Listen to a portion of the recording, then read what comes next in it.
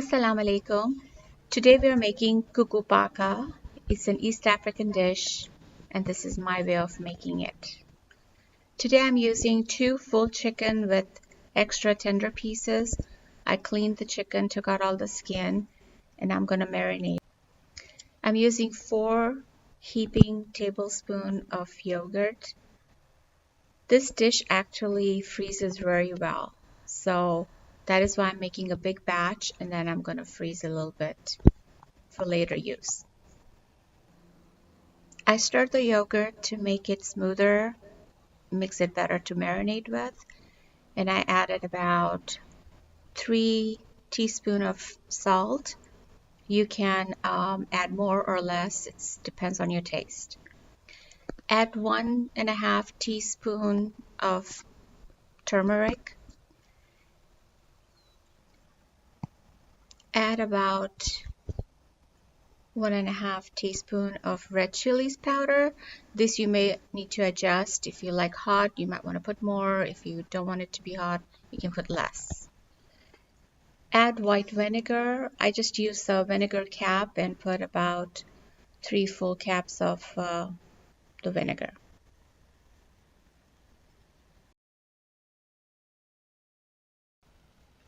Mix everything really well, incorporate all the spices and the yogurt together, and then add the chicken. I slit some of the chicken pieces with the bones so the marination gets in.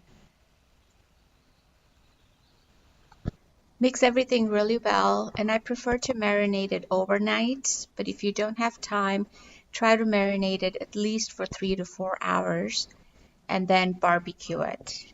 Or you can grill it in the oven, but barbecue is the best. At this point, if you feel like you don't have the time, you can freeze the marinated chicken. It freezes really well. Sometimes making a bigger batch and just cooking a little bit and marinating the rest, you can do that as well. Take a large onion or 2 medium-sized onions and slice it up. I also use 1 green chilies. You could use half of it or none at all. Depends on if you like it to be hot or not. And put it in a blender. Add about 4 to 5 medium-sized tomatoes. You could use canned tomatoes, maybe 1 large canned tomatoes, and add it to the blender.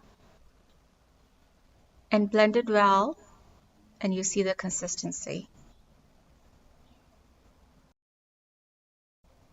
This step is totally optional. I love adding boiled eggs to Kukko Pakka, so I'm setting aside about 12 eggs and boiling it. Meanwhile, take a big pot and heat it up. The onion and tomato blended mixture and cook on medium heat. I lost the footage of barbecuing the chicken, but I barbecued the chicken and the mixture that was left behind from the marination, I'm adding it to this onion and tomato mixture because I don't want to waste any of the good spices. So just cook it all together for about 15 minutes on medium heat. Add about 1.5 teaspoons turmeric. Salt to your taste. You can taste at this point and see how much you need to add. I found this brand of coconut cream that works the best for me. You can use any that you can find in the market, but this absolutely works the best. There's also a brand called Maggie's coconut powder. You can use that as well. Along with that, I use this coconut milk. So today I'm using 32 ounces of Cara coconut cream and 2 cans of coconut milk.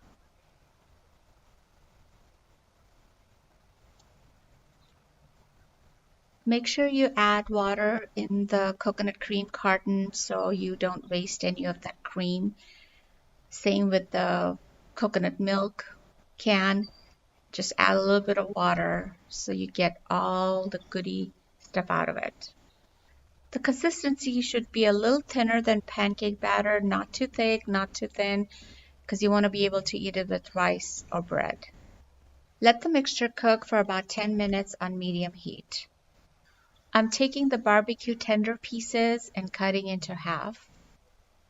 I then add the pieces in the coconut mixture and give it a good stir and let it cook for another 10 minutes on low heat.